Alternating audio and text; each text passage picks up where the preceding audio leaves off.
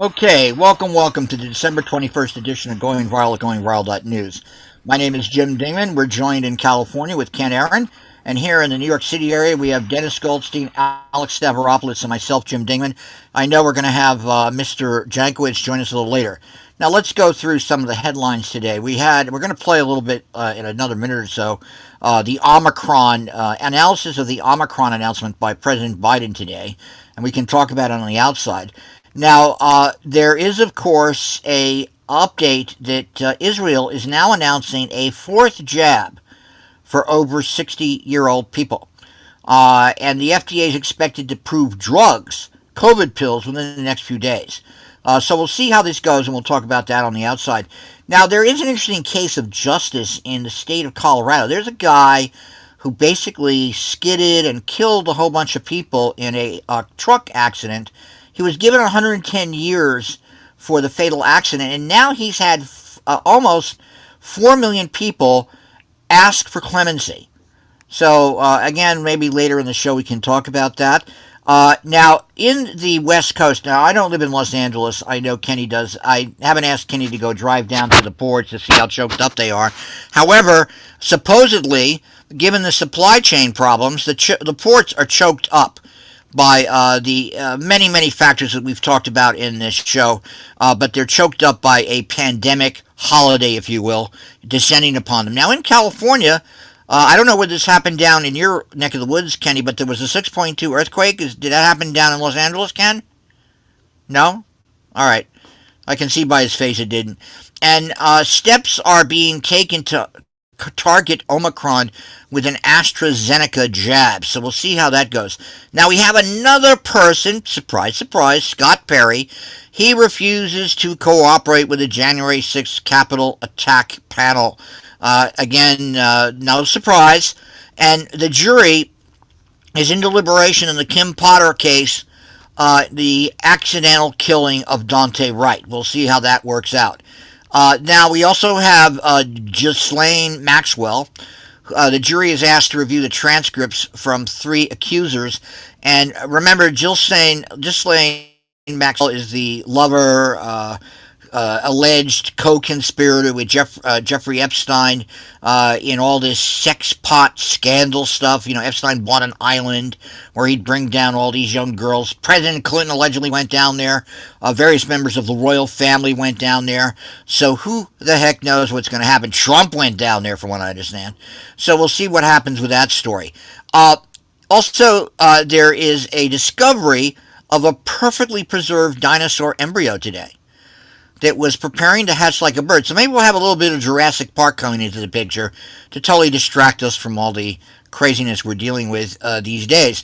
And again, coming out of the story, we're going to talk about a little later in the show, after Alex and Ken get into this kind of stories they want to talk about. We're going to talk about the latest in the escapade of the Build Back America bill. As you all know, Mr. Manchin basically said over the weekend, basta ya.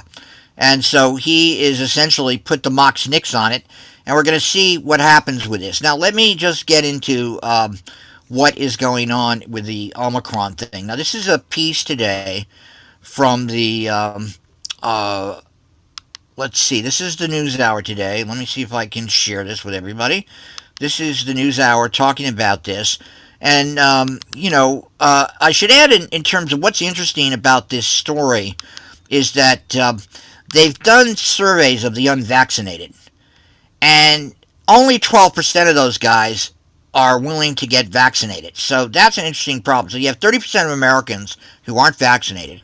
You have Jim, you gotta what? I haven't started full okay. Screen and transfer to the local.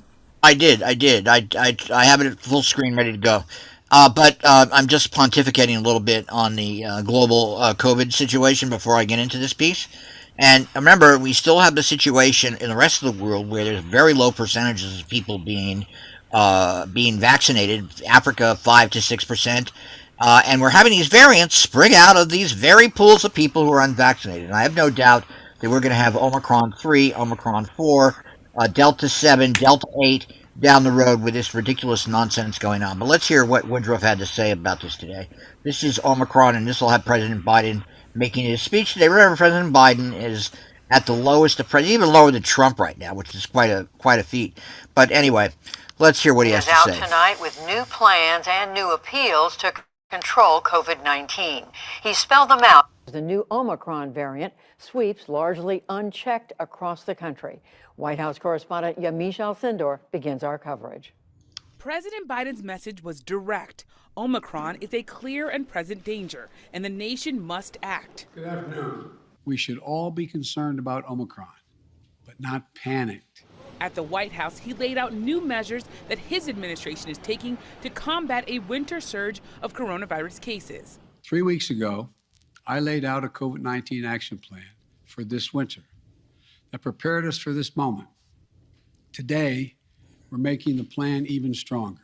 Notably, the government plans to buy $500 million at-home rapid test kits and mail them directly to Americans who request them. The president said the free kits will be available to order in January. And to cut down on long lines, President Biden announced new federal testing sites across the country.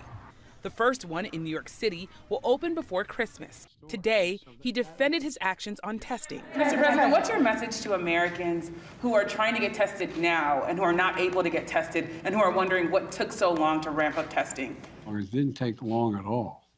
What happened was the Omicron virus spread even more rapidly than anybody thought. If I had told you 4 weeks ago that this would spread by a day-to-day basis, it would spread by 50, 100%, 200%, 500%. I think you would have looked at me and said, Biden, what are you drinking? But that's what it did. Other plans include deploying 1,000 military doctors, nurses, and medics to hospitals under the most stress, adding pop-up vaccination clinics across the country, allowing surge pharmacy teams to easily move between states, and sending out ambulances and emergency medical teams to transport patients. One point the president reiterated is that the federal government will not reimpose lockdowns. Another question that folks are asking is, are we going back to March 2020? The answer is absolutely no. No. Overnight, the White House confirmed President Biden himself had come into close contact with an aide who later tested positive. The president has thus far tested negative and will take another test tomorrow. Hundreds of thousands of Americans are now having the same experience as Omicron has officially surpassed Delta to become the dominant variant in the U.S. In just the last week, Omicron's share of infections has increased sixfold. The CDC estimates it accounts for 90% of new infections in the New York area, plus the Southeast, Industrial Midwest, and Pacific Northwest. Being fully vaccinated, and especially with Omicron having a booster, is the best way to remain protected. In New York today, officials announced a new enticement. Get your booster shot, get a $100 incentive. It's going to make you feel a lot safer, a lot better that you got the booster, and you'll have some more cash in your pocket. And other holiday plans for a second year Never are do it on changing. time. A New Year's Eve party that was supposed to I take should have place waited a in week. Los Angeles Yeah, exactly. Park will no longer have an in-person audience. Sports are also adapting. The National Hockey League has halted all games through Saturday and announced its players will not take part in the Winter Olympics in China. For the PBS NewsHour, I'm Yamiche Alcindor. All right, now let's hear More what on she the has to president's say. plan to combat the Omicron variant. I spoke moments ago with Dr. Rochelle Wolinski. She's the director of the Centers for Disease Control and Prevention. Dr. Wolinski, thank you very much for joining us again. The president announced a number of moves today, but we also know Omicron is said to be spreading like wildfire across the country. Are these steps going to come soon enough to blunt its impact? You know, I know people are concerned and things are moving quickly, so let me step back and sort of tell you where we are. So we have announced today that we have about 73% of cases now are projected to be Omicron. And we anticipated this because this is what we've been seeing, this rapid rate of rise in other countries. And what the president announced today is really all of the preparation and work that we're doing right now to address what we're anticipating with the Omicron variant here. So, you know, increasing support for hospitals, increasing access to testing, increasing capacity to do vaccinations. And what I really want to emphasize in this moment is that we have the tools that we need to address the Omicron variant. And those tools include what we've been saying. You really do need to get vaccinated. If you're eligible, you really do need to get boosted. And you need to practice all of those prevention measures, including wearing a mask in public indoor settings, even if you're vaccinated and boosted. And Dr. Wolinski, with regard to testing, I know 500 million sounds like a lot of tests, but there are 330 million Americans. Who's going to be first in line? Yeah, this is a really important question. The government is working together to do a lot in testing, and we know we have more work to do. So 500 million rapid at-home tests, but also 20,000 PCR sites are available now to do PCRs, and we are actually ramping up and doing more federal testing sites, and we're targeting those testing sites even right now in places that have increased demand. And then, of course, as you noted, 500 million more rapid tests to be distributed to those who have had less access to testing. As you know, there are questions being raised about whether testing was ramped up quickly enough. We see what you're doing today. The president said Omicron has come on so fast that it wasn't anticipated. But there are people out there, there are critics who are saying the administration has known for months that there was going to be a need for more testing, and you should have done more. The administration should have done more sooner. Yeah, and we have been ramping up that supply. We have now 8 FDA-approved at-home tests now available, and 5 more that have been authorized and are on the way. Increasing accessibility to PCR testing as well as these rapid testing is a key part of what we're doing right now. So was the administration caught off guard? I heard you say a moment ago you knew this was coming, but then the president said today that Omicron has come faster than anyone realized. Right, really important question. We heard about Omicron in the last weeks of November, and since that time we've been following carefully with our colleagues in other countries. In those places we have seen doubling times of this virus in the 1.5 to 3 day rate, and with those doubling times we anticipated that we would be seeing this kind of increase from 3% of cases to 73% of cases in around this period of time. So you're saying you knew this was coming? We have been following carefully the science, and we have been working hard as we anticipated this because we knew that Omicron had this capacity to increase at this rate. Let me ask you about booster shots, Dr. Wolinski. We know people are advised to get them at the appropriate time, but we're now hearing from a respected scientist, Dr. Peter Hotez, who's a virologist. I believe you know him. He said today that people should look at getting another booster shot if it's been 3 months since their first Pfizer booster. In other words, a fourth shot. What is the CDC saying about this? What's the recommendation? Yeah, we currently don't have any data on that approach, and that is not our current recommendation. But let me tell you about our current recommendation, which really is to make sure that you have those 2 shots of your mRNA, your Moderna, your Pfizer vaccine, and if you are eligible 6 months out, to get your booster shot. What we know now is that if you're unvaccinated, you have a 20 times increased risk of death compared to people who are actually boosted, a 10 times increased rate of being a case if you're unvaccinated compared to if you're boosted, which is why right now at this moment, with a variant that has so many mutations that really does need that extra layer of protection, now is really the time to go out and get your booster shot, especially for those who are more vulnerable, our older populations. All right, so it's too bad this infection doesn't unreactionaryize all these Americans. I mean, that would be sort of nice to have an infection that would turn them into regressive. But anyway, any comments on this coming down the outside? Anybody want to say something about this? Jim, I have a piece from Rolling Stone that talks about hospitals in the city. Go on. That was interesting. I can put up. Right, I know the lines are. It just blew my mind last week. They're literally for the testing. Gone. They're waiting for to get tested. But okay. this is interesting because there's at least in New York again. The belief that all hospitals would be overwhelmed is not happening. The people have come in are basically with mild cases. Look down here, yeah. So again, the positivity rate jumped, but the number of people hospitalized is nowhere near again what it was last year when they were overwhelmed.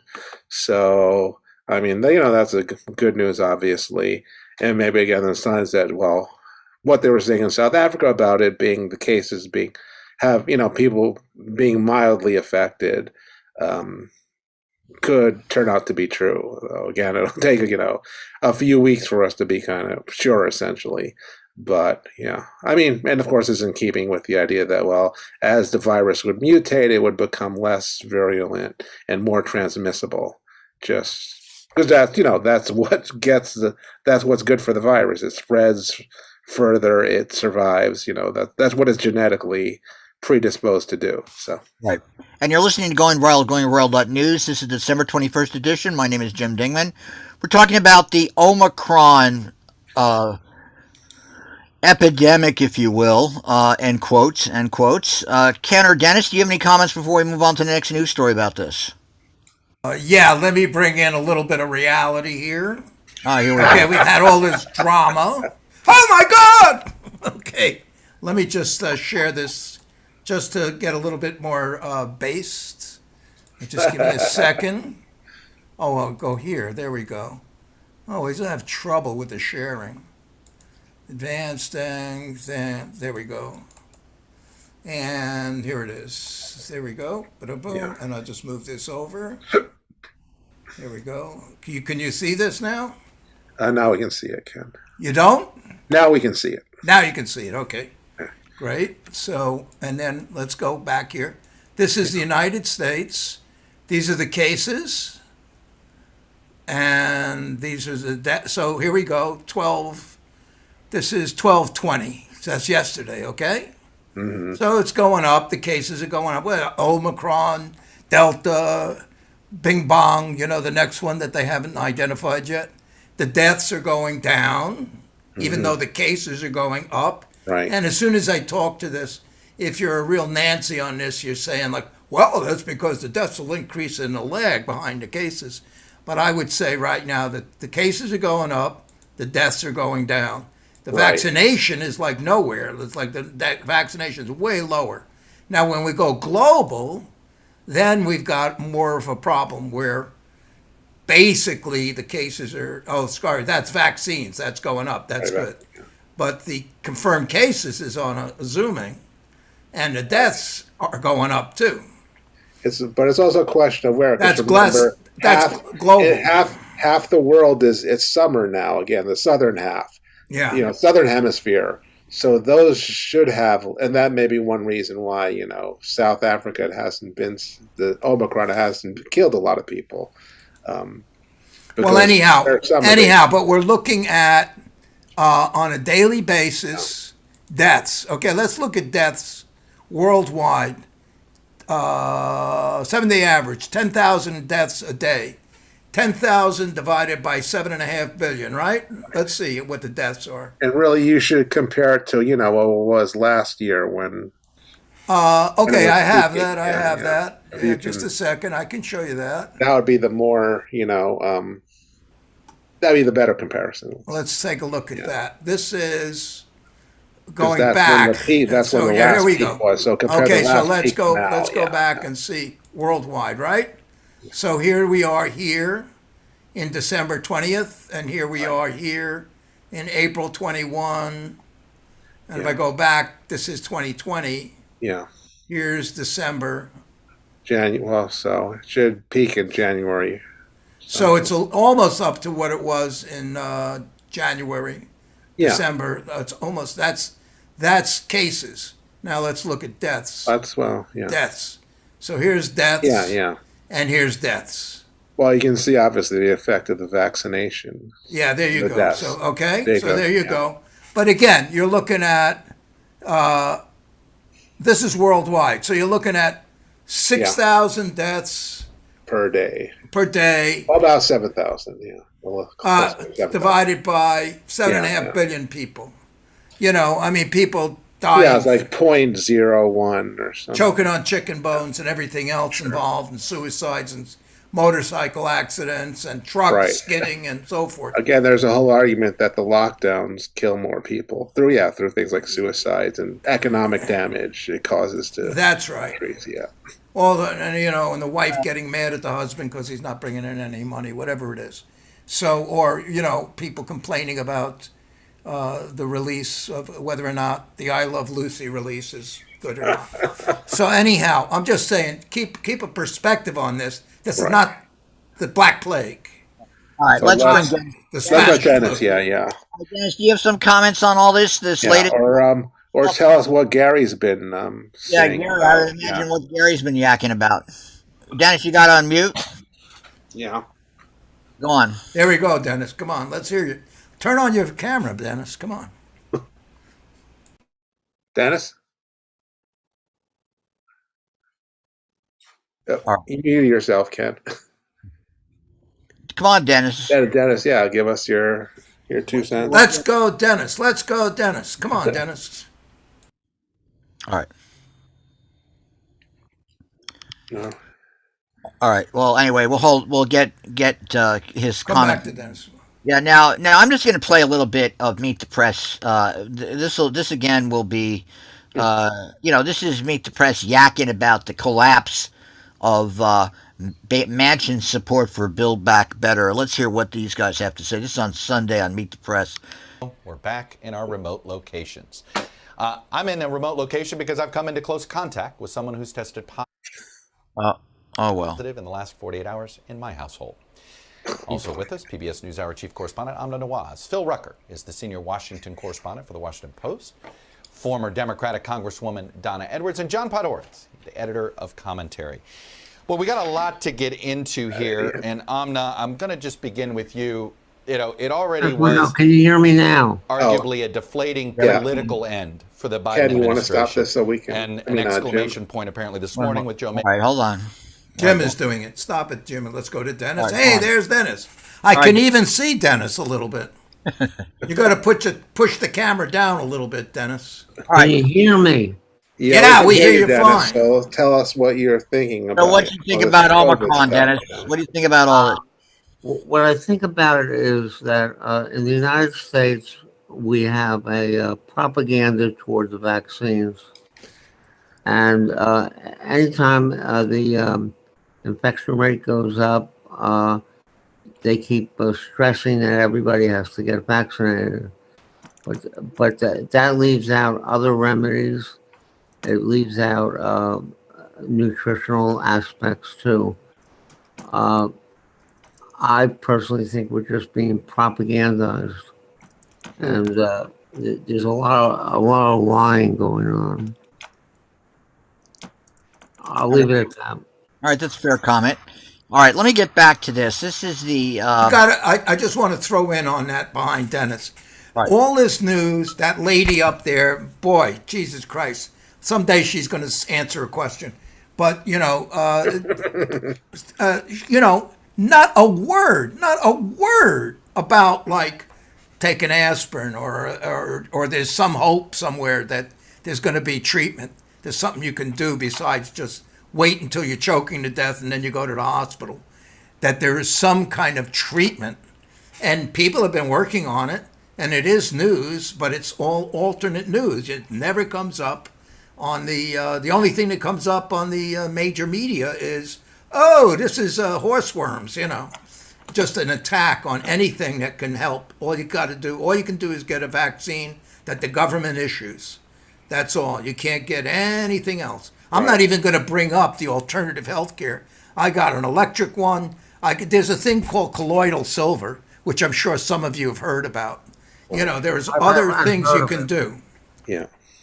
But then I don't want to talk about that. And So Ken, Dennis is absolutely correct. Heard about now, I think in Washington, I was hearing that they're talking about if you don't have a booster, you're not going to be able, you're going to have to get the booster basically to go into a restaurant, etc. And I'm sure I think they're saying California may do the same thing.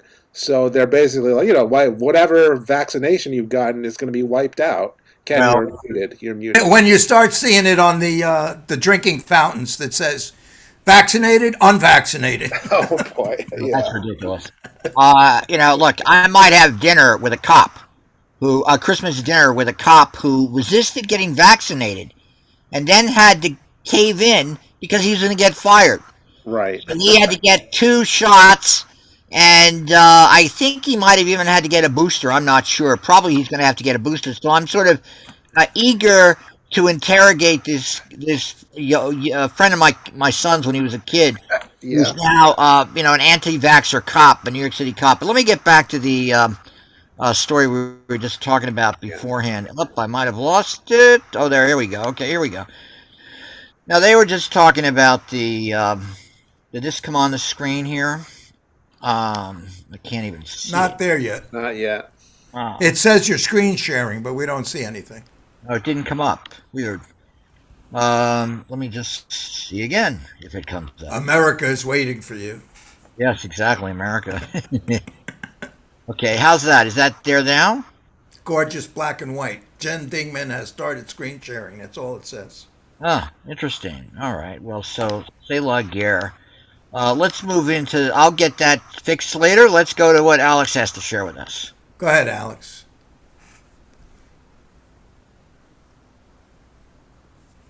Unmutes, baby. Alex has to unmute. There was a major, presidential election in Chile with a decisive, in the runoff, and it was a grievous defeat for the forces we don't like. Basically, we got a little basically pro-Pinochet guy running cast, whose dad was a Nazi. So if you wanted a clear contrast, is basically literal one of these people who obviously escaped from probably with the help of the Vatican because he was Catholic from Germany to he was a former Wehrmacht soldier and had joined the party in '42. I think the presidential candidates Jose Antonio Cast's dad. Somebody found his Nazi party record, and it became important to the election. Here we have play a bit of this from Telesur, and with Ben Norton from the Gray Zone talking about again what it says about where Chile and the left in Latin America is now. Today closing Chile's presidential elections with a declared and solid victory for leftist candidate Gabriel Boric. Check the sound. To go more on the matter, we now receive political analyst, journalist at the Gray Zone, and expert in Latin politics, Benjamin Norton. Do welcome, Benjamin. Thanks for having me. It's always a pleasure. So, Benjamin, we have a first question on the matter. Boric promised to work on behalf of the minorities towards Chile's prosperity and equality. We know he's not a radical leftist, and also he still has to convene with Congress and the political elites in Chile. So that leads me to a question. What can really Boric do for Chilean people? Well, the most important thing that this election shows is that the legacy of Pinochet, the legacy of the U.S.-installed far-right dictatorship that came into power after a CIA-backed coup in 1973, that overthrew the elected socialist president of Chile, then Salvador Allende. That legacy that Pinochet left is dead. The Chilean people just buried the legacy of Pinochet, and with this massive victory, Gabriel Boric, with 55% of the vote, now has a mandate to rewrite the Constitution. This is the most important thing that will come out of this election in Chile. Of course, 2 years ago, there was a big uprising, protests against the neoliberal austerity policies of the current billionaire president, Piñera. And as a result of those protests, there was a democratic referendum in which the people of Chile voted to rewrite the Constitution through a referendum and through a convention process, rather. And now Boric has the constitutional mandate to continue moving forward to rewrite the Pinochet-era Constitution. At the same time, though, we should recognize that Boric, as you mentioned, He's not a very left-wing candidate. He's certainly not a revolutionary. He spent a lot of his campaign attacking Venezuela, attacking Nicaragua, attacking Cuba. So there are goods and bads about this. But the most important thing is that Jose Antonio Cast, he represented the legacy of Pinochet. He openly defended the right-wing dictatorship. He openly attacked democracy. And the fact that Cast lost in this overwhelming landslide victory is a sign that the Chilean people does not want to return to the years of the Pinochet dictatorship. You know, in a fresh tweet, you wrote, and I quote, "The pink tide is coming back in Latin American narrative is too simplistic. As someone who is cautious to be carried away by enthusiasm, I want you to abound on this affirmation, based, of course, in what Boris had said about his foreign policies on Venezuela, Nicaragua, and Cuba in one hand, and the U.S. in the other." Well, there are two contradictions that we should talk about in Latin America. One is the far-right corrupt authoritarians like we see in Brazil with Bolsonaro, like we see in Colombia with Ivan Duque, like we see in Chile right now with Piñera. It's important to defeat these far-right figures. At the same time, though, there's also the contradiction of U.S. imperialism. So Boris is certainly better than Cast.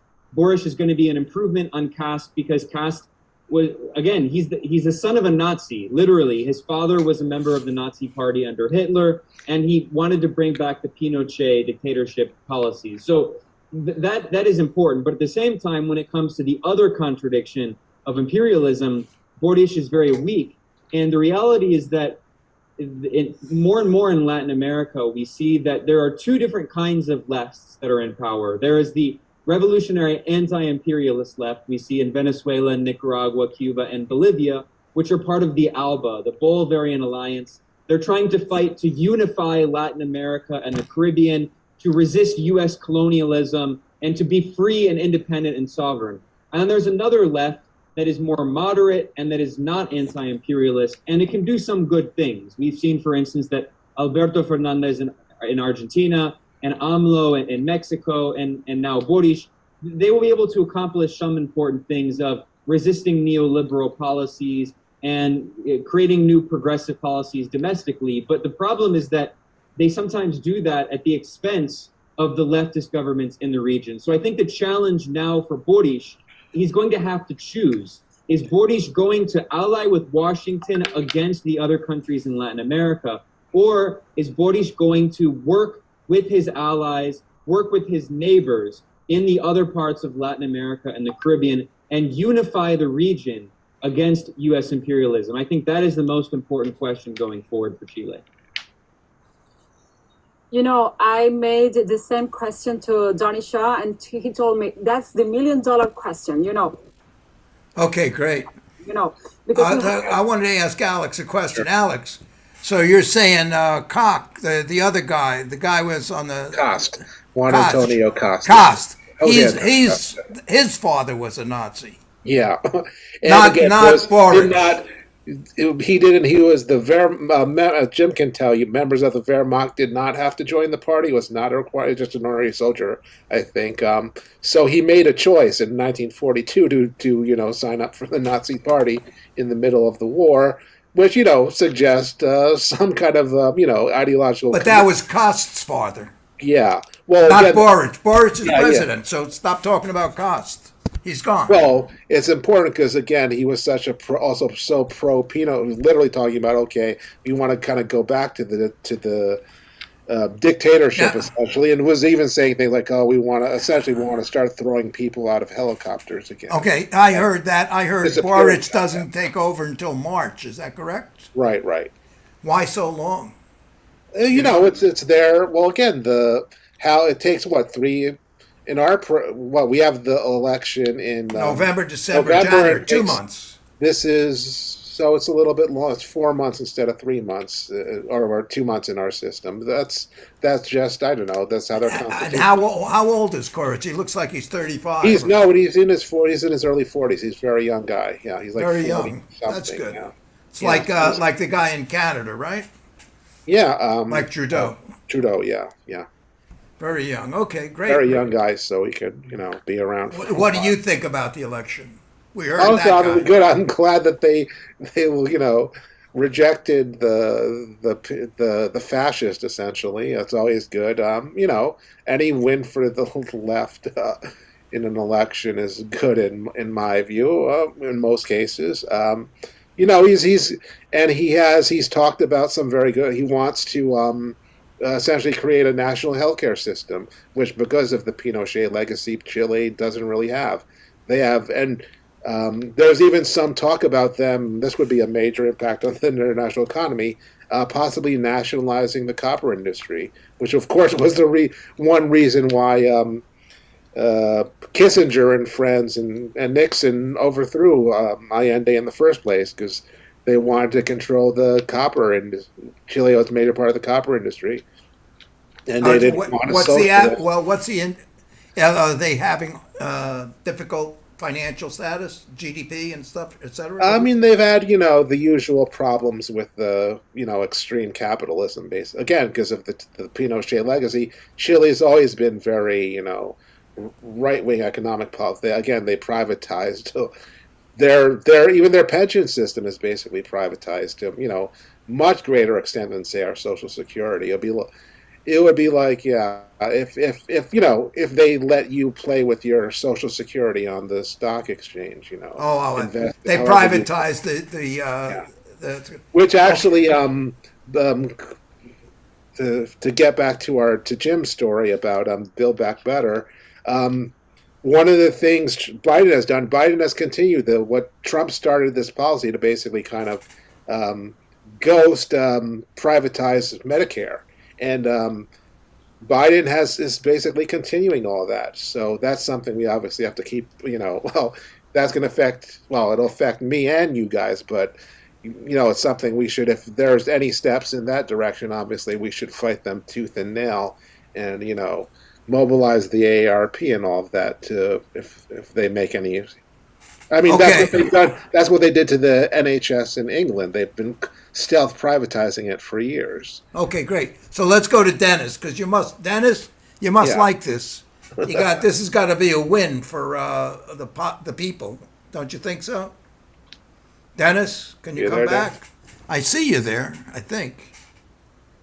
No, we're on video. Okay, how about you, Jim? Jim.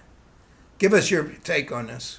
Well, it's interesting development because, and Dennis, you should get on the line here. It's an interesting coalition that this guy formed, that Gabriel Boric formed. This whole the Popular Front type thing. Dignidad, which included all sorts of political tendencies, including the Greens, the Communist Party, and all the different left groups got together. And so that's a pretty interesting development politically in terms of Latin American politics. Ken, you muted everybody. All right. I'm sorry. Go ahead. You're back, Jim. Go ahead. Sorry, my mistake. That's all right. Then, basically he had a think tank that worked with him, the Constituent Observatory Aprobó Dignidad, which brought together all the think tanks of all these different left groups. The Democratic Revolution, the Broad Front, the Common Force, Communist Parties, all these groups in Chile. And so it's a really interesting development, and yes, indeed, it's like having Salvador Allende, except in a young, the son of Croatian immigrants, win the presidency. And I don't know what Biden's going to do, because Biden, of course, is not Richard Nixon and Henry Kissinger. So it's going to be interesting to watch what happens. I think they're going to try to deal with them, and I think they're going to try to work with them. But we'll see what happens. Interesting development. Especially with if they were going to repress things, they would have stopped the election in Honduras, where they have more control, and the U.S. military is literally there. So right. If they were going to stop the left, they would stop it there first. So this is, this does suggest that they're going to be more hands off, and might even because in Colombia there's a similar left wing coalition that's now leading in the polls, 32% to I think the centrist party is getting like 19%.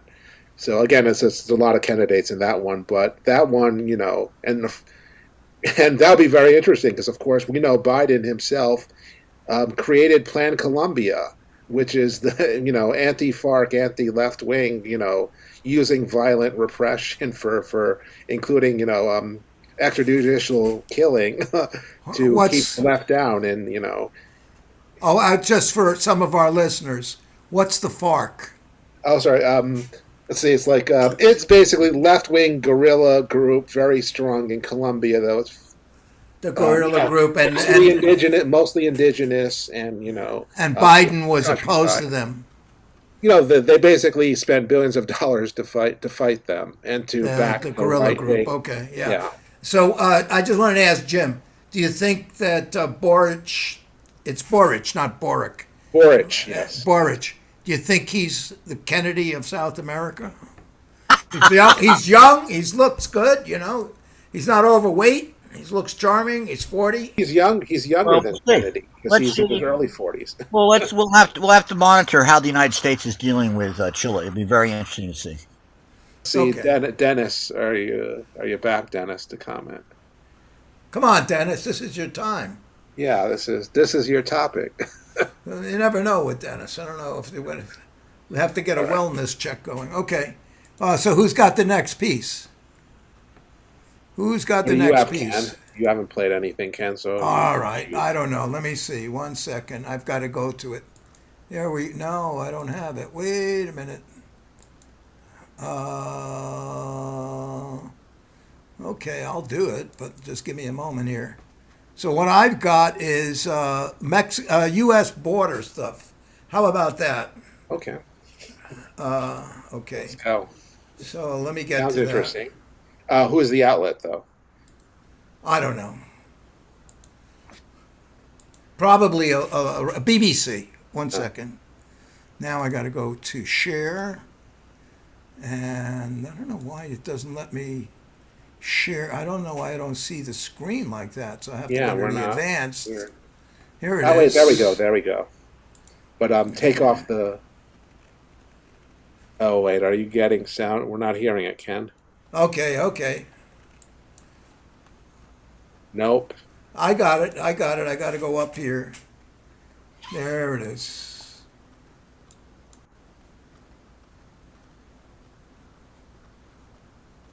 Tricky. There we go. Now you hear it. The issue has dominated in recent years. Immigration.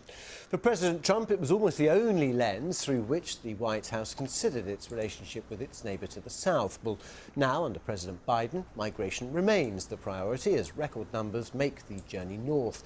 On Thursday, Joe Biden will be hosting the leaders of Canada and Mexico at the White House for the North American Leaders Summit and the first gathering of the so-called Three Amigos since 2016.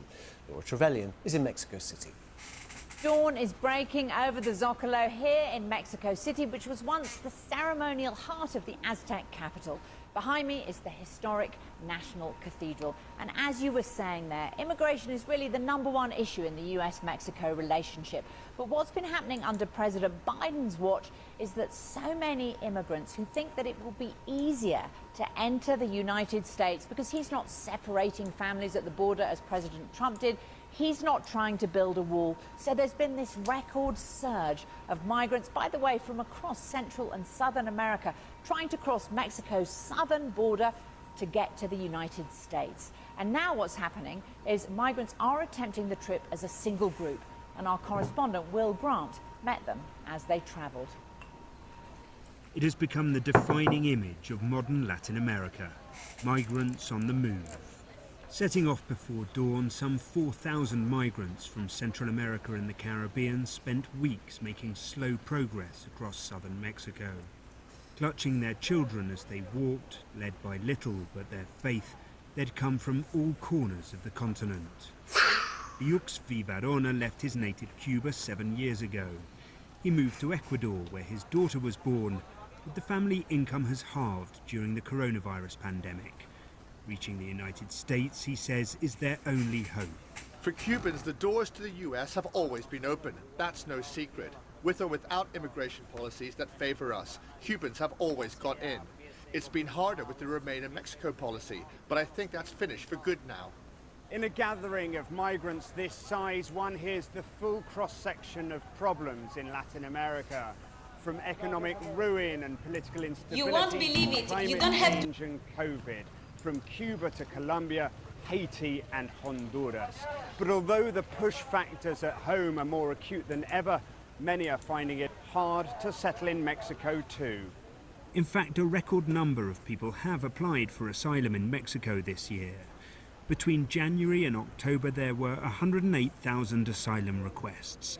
That's 80% higher than during the previous president's entire 6 years in office. Mexico's asylum agency, COMAR, is chronically underfunded and admits it struggled to cope even before this latest spike. Every single nationality has increased. In addition to that, we have all these Haitians. And of course, since the numbers are growing that much, we are not enough. Our capacity is limited, and that's why. Can you cope? Well, actually, with all these people coming now, we're kind of being overwhelmed. That's very clear. And do you have the budget to cope? No, that is the point. We don't have the budget, and we're struggling for that budget. Critics say the lack of funding shows the Mexican government isn't serious about helping migrants. A point I put to the president, Andrés Manuel López Obrador, at one of his daily news conferences. No hay un país.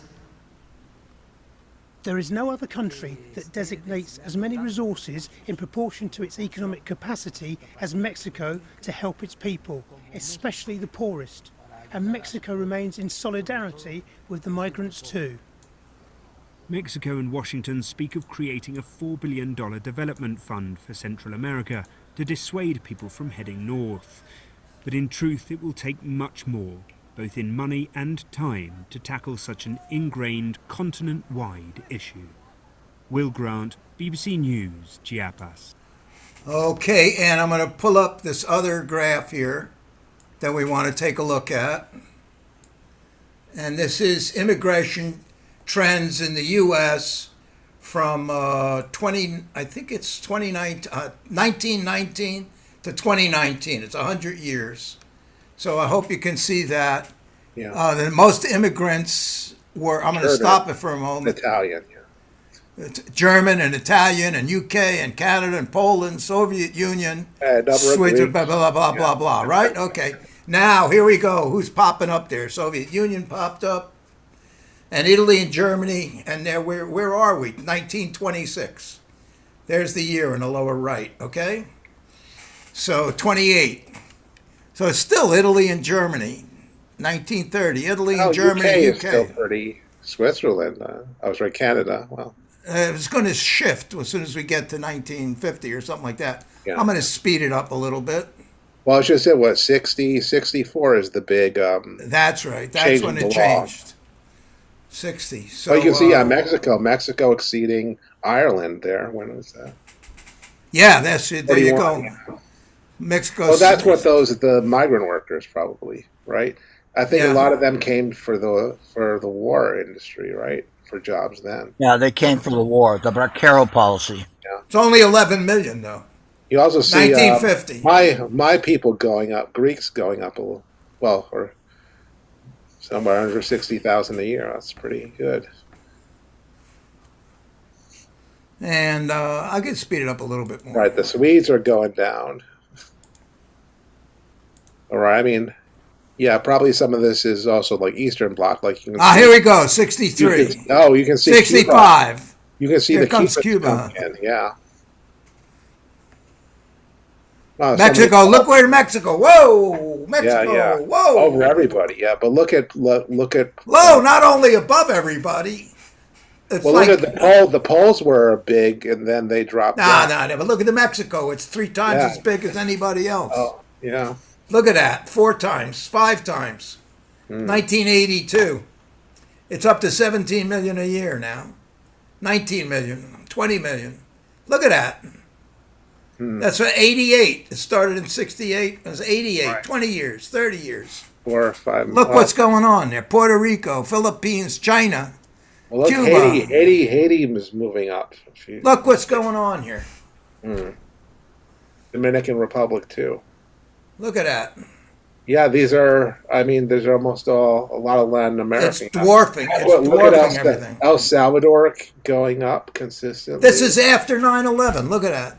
And of course, yeah, the Filipinos came in at whatever post-war II, right? Now, but this is per year. This is, this is not. You also see This is not cumulative. This is a every large year. number of Indians and Chinese every year too. Yeah, large number, but not in comparison to Mexico. Oh, sure, of course. Well, no, more than 10 million. I mean, that's just I don't know what they're doing now. What is this? Largest. It's going down the list. Oh, it's just going down, so you can see the see smaller. Like Iraq and other New Jersey. New Jersey's not in a separate country. Okay, great. Now we can talk about it. So now I'll stop sharing. Right. Well, no, that makes a good point. So obviously, Mexico is where they're coming from. And okay, comment. It's going to be something that I mean, this is just the beginning. Again, wait till climate change really hits, and then we'll be talking. 50 million people trying to cross it a year. That's right. That's right. So I mean, the newest thing in just today, I don't think it was Biden who said it himself, but somebody said he's going to start to complete the wall that Trump started. He's going to fill in where it wasn't finished. And they've already, I guess the Supreme Court forced him to re-implement the take a break in Mexico, that kind of a thing. Well, also there's more opposition to like ICE under Trump because of the politics of it. So there's less opposition because Biden is, in terms of cities, fighting ICE and other states, opposing what ICE is, not cooperating. Police departments not cooperating with them and so on. Well, but Texas, I heard a news article. Texas is going to start to build the wall itself with its own budget. From their own state. I mean, interesting to hear what Otis thinks about all this. He's in Texas, of course. Otis is thinking of moving out of Texas. Really? You there? Yeah, he's thinking about moving to Carbondale, Illinois. A friend of mine lives there. Anyway, Dennis, do you want to comment about this? Okay. Dennis is taking. All right. Well, you know what? Those pictures are quite moving to see those people.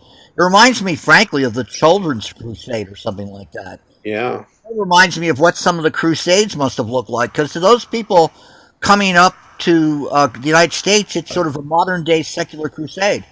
They're moving in mass. They obviously are organized. I've listened and read to some of the reports about how they organize themselves moving up there. And, I mean, what do they expect?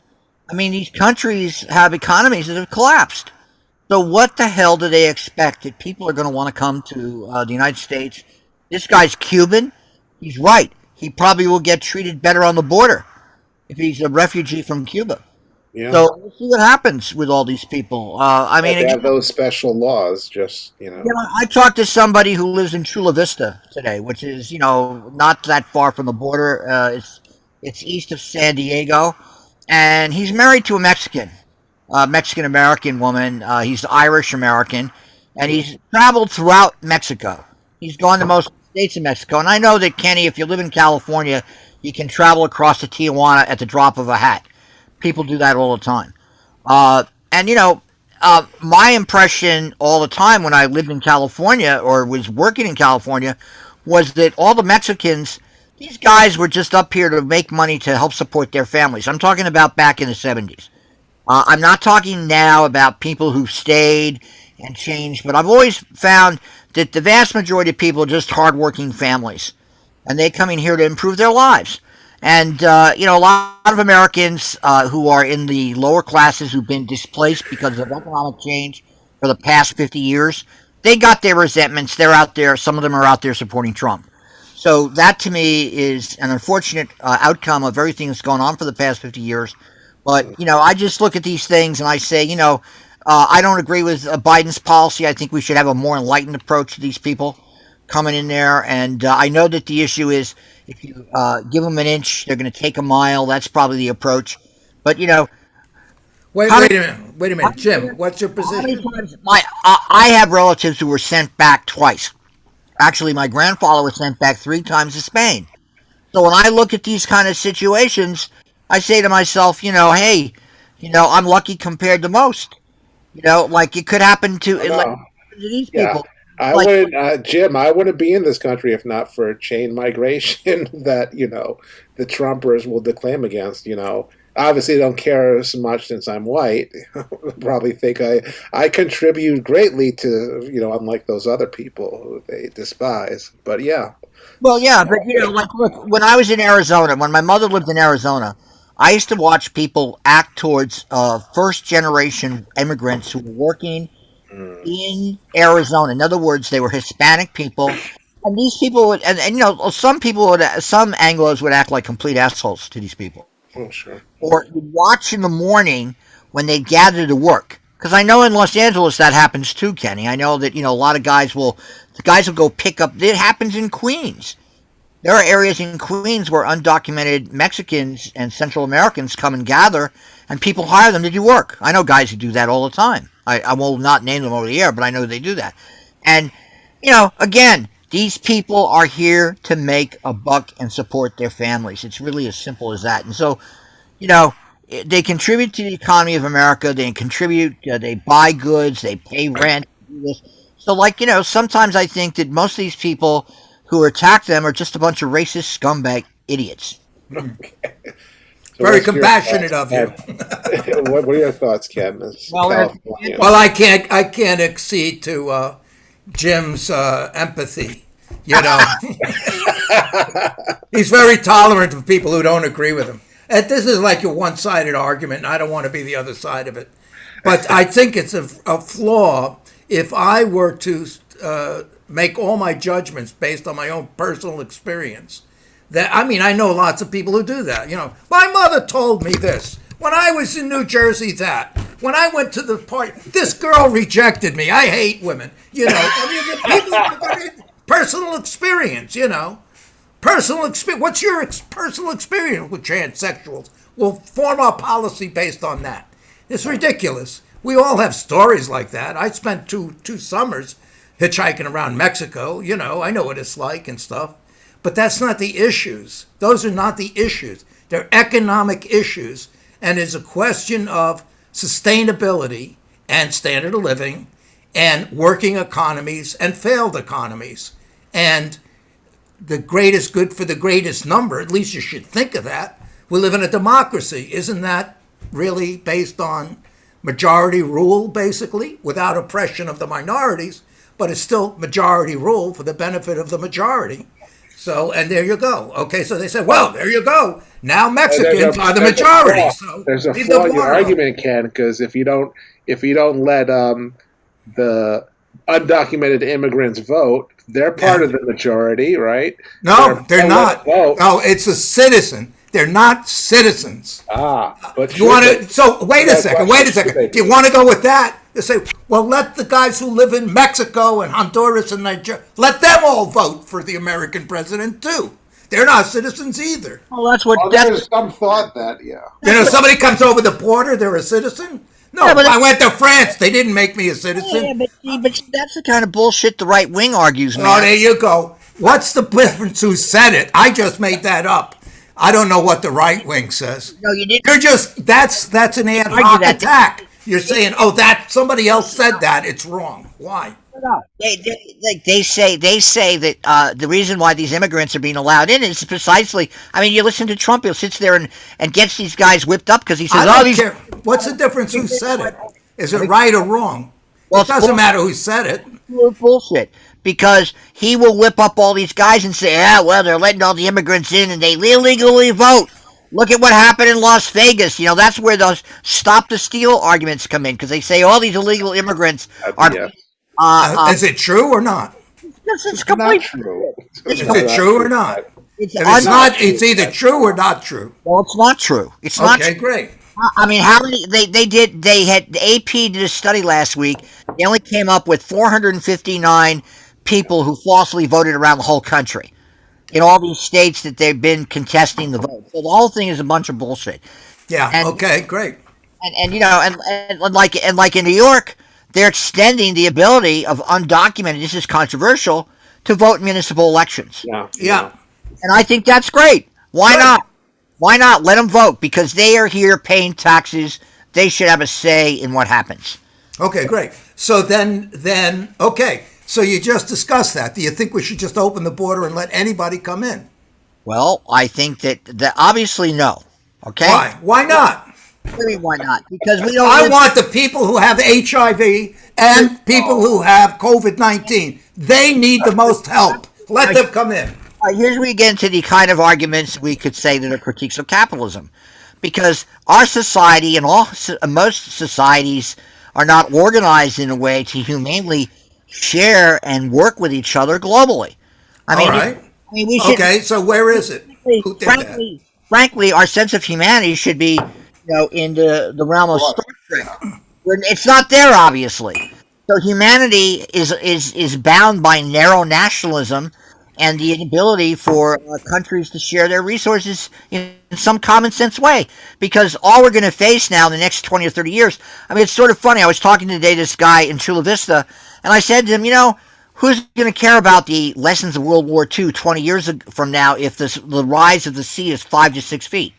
Who cares about that stuff? What if it isn't? Well, but what do you mean? What if it isn't? Well, I mean, we're on track for it to happen, Ken. Why don't you buy some property on the beach and make a bet that it's going to? Yeah. Well, I don't know. Obama just bought a big house next to the ocean in Hawaii. He's not afraid of it. Maybe he knows something we don't know. No, he knows he's got the money to move if it gets wrecked. Well, anyway, it's a fact. And he's got his place in Chicago if he needs to. Dennis, do you want to add to anything about what we're doing here before I move on to the next story? Okay, Dennis? yeah, let's move on. That was just on the immigration. So the thing that's happening is, forget about all of this principles and God bless everybody and save the world. It's a question of practicality. If you're going to open up the borders and say there is everybody who comes in is here, and we want to open the doors and take care of everybody, and based on your personal experience. Hey, Dennis is back. Go ahead, Dennis. The immigrants are being scapegoated, and that is what really happens. It's happened to the Chinese in the 19th century, and there's a lot of scapegoating, and that's all I can say. Well, yeah, and look at how they scapegoated Irish people. Look how they scapegoated Italian people. Look how they scapegoated Jews who came in. They were viewed as basically what's the word? Vectors of disease. Well, yes, exactly. Bearers of disease, virulent, disease-ridden immigrants. Dirty people. Who are going to pollute the body politic of Anglo-Saxon supremacy. I mean, come on, man. This is exactly what they dealt with. And, of course, Americans, how often do Americans these days, I mean, there are Americans who probably still think those ridiculous notions. But thank God, I would say that those kind of attitudes are certainly viewed by most with opprobrium. Now, there's one other story I wanted to shift to. I'm not going to bring it up. But this whole question of these three generals writing an article about something I personally have been worried about for 50 years, and that is the possibility of the American military breaking down and implementing a coup d'etat. And there were three generals, one of whom was an advisor in Iraq. He was a trainer. He was in charge of the first training of the Iraqi army, and then that whole thing broke down, as one recalls, when the Shia-Sunni revolt. Sectarian. Yeah, and I forget his name. He's a general. He lives up in New York State somewhere. He's a retired lieutenant general.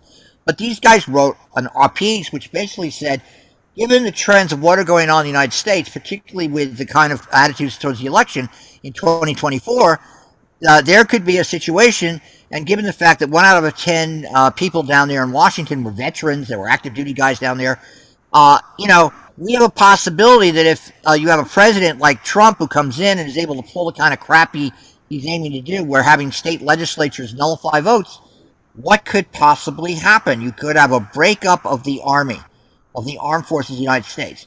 It's not impossible. It happened once before in history in 1860-61. So it's not as if it's impossible. And some people view the level of division in this country as equivalent to a civil war on its peak of breaking out. And I wondered what people thought about that. Alex. Well, I share your concern. I mean, I haven't talked as extensively with, since I'm not up, with talking to all those vets at Columbia like you do so often. But yeah, certainly. I mean, you can just see the country, obviously, as the country is polarized, partisan-wise and over cultural and other issues, ideologically and so on. Obviously, that has to influence the army. I mean, I suppose in theory we could have something like a reverse of the Carnation coup in Portugal in '74. A right-wing version of that, essentially, where that institutes fascist.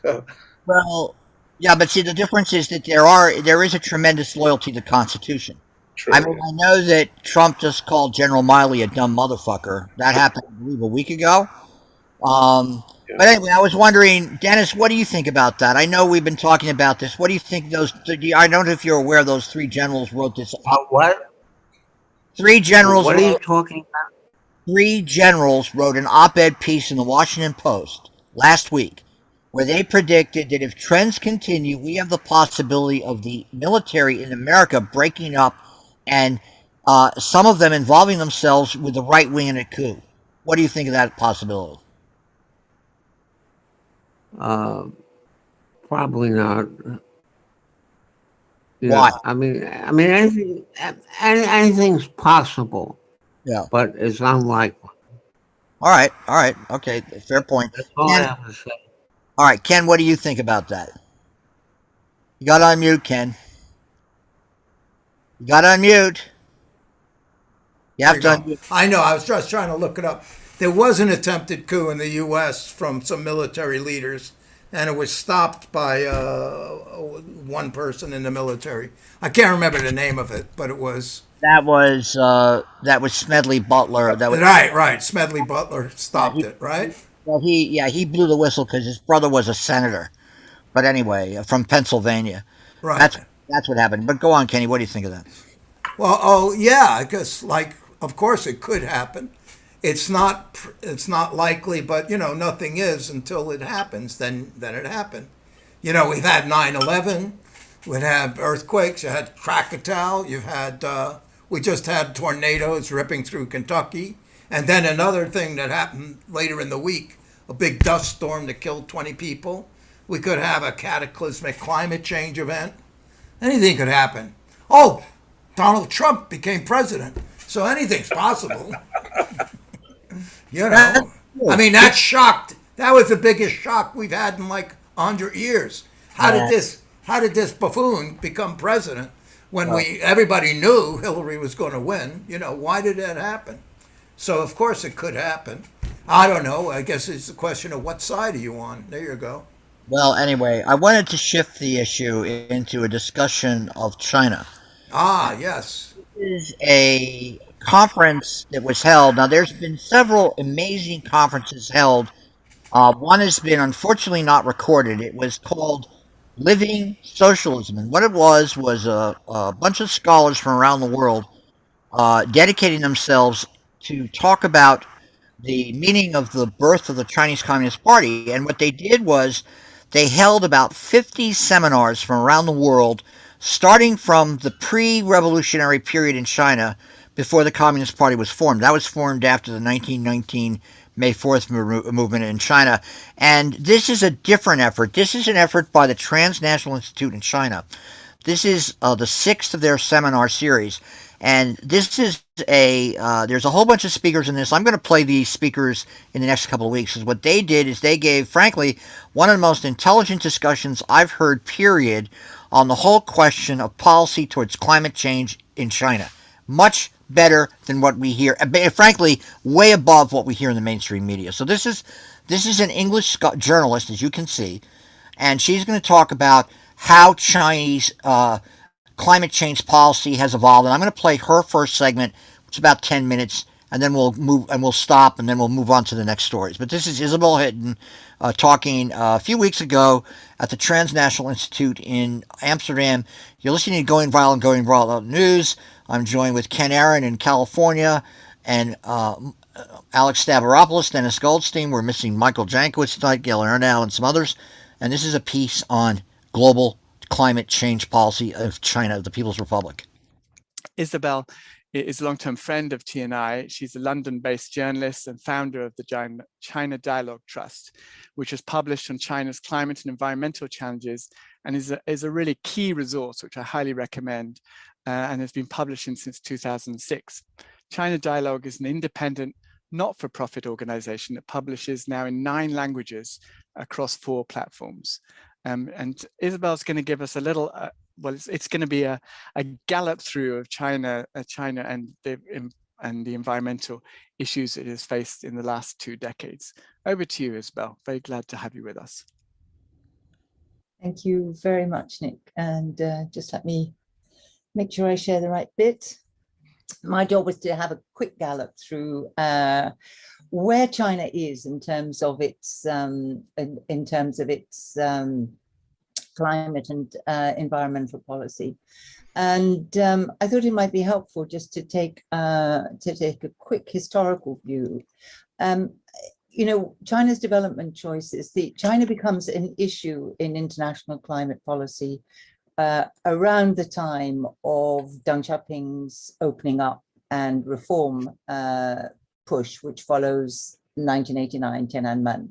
So the 80s have been experiments in reform. It's a post-Mao period, looking at history, cultural experimentation, all kinds of things, which end up in Tiananmen Square. And after that, there's a pause. Deng Xiaoping then relaunches the opening up and reform period. And the deal is that the party essentially says to people, we will make you better off, but stay out of politics. There won't be political reform, but there will be economic reform. And so the priority from then on was very rapid GDP growth, the high carbon development, pollute first, clean up later, very much the Asian model, something that had been pursued with great success by other Asian tigers. So Taiwan, Japan, South Korea had all followed this model, and it was essentially a model that has its roots, of course, in the British Industrial Revolution and followed pretty much by everybody else since then. It has a speeded up version by the time we get to the 20th century because of the existence of global markets and various other things. So, and actually a lot of internal investment. So that's what happens. It's highly successful, but it has problems. It is fueled, of course, by coal.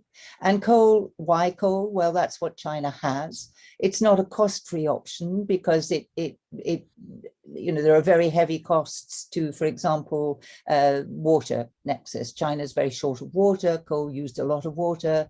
It was a big burden on the transport system. And it was also a great contributor to air pollution. So by the time we, you know, get well into the 21st century, that's beginning to be an issue. And this is what happened in China's cities.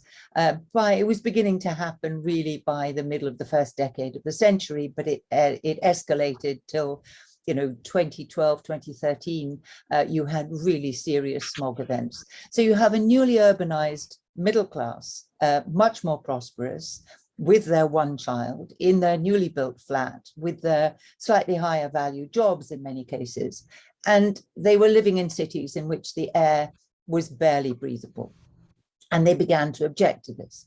So the protests against pollution, which you begin to see from the early 2000s, escalate and have, again, a lot of success.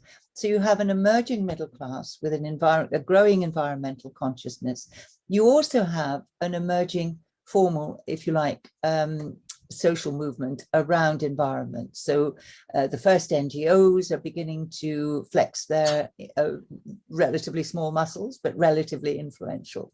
There are a lot of journalists involved in these early environmental movements, and they carry a weight of influence, you know, beyond, if you like, the ordinary citizen.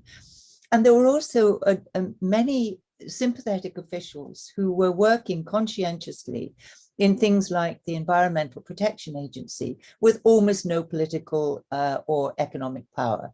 And so they made alliances across society. They made alliances with new civil society organizations and with the general public to try to add weight to what they were trying to do, which was to get some regulation into China's industrial sector. They were trying to move a very large mountain because although the EPA as a national body had powers, they were technically sitting at the head of a pyramid of environmental protection bureaus at local and provincial level. And those bureaus worked to the same provincial authorities. They were financed by the provincial authorities. They were regulated by the provincial authorities. And those authorities had a direct stake in the economic growth of their provinces and in many of the industrial enterprises that were doing the pollution. So it was a system that essentially didn't work. And it didn't work partly by design because the priority was growth at all costs.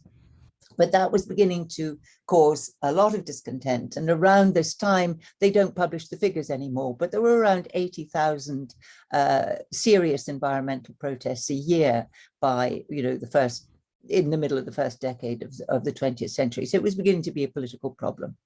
And then there was climate.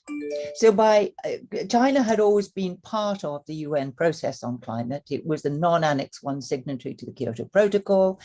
And actually, at the time of the Kyoto Protocol, China's emissions were almost negligible. They were not a major factor in the discussion. But because of the industrial model that we've just seen, by 2005, China crosses that threshold to emitter by volume. Now, there are many ways to count emissions. As you know, there's historical emissions. Nick has outlined that. Per capita emissions. And so China used those arguments to say, well, yes, we are the biggest emitter by volume now, but historically, it's not our responsibility, or indeed per capita emissions are still low.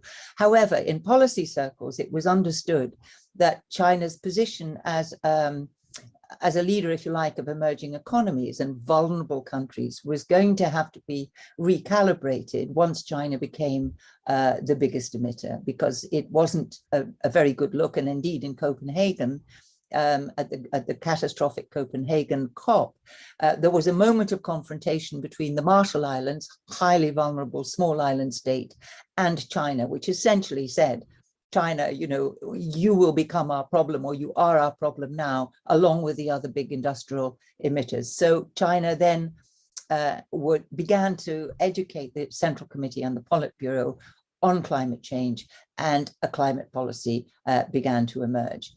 Not least because China is also a highly vulnerable country.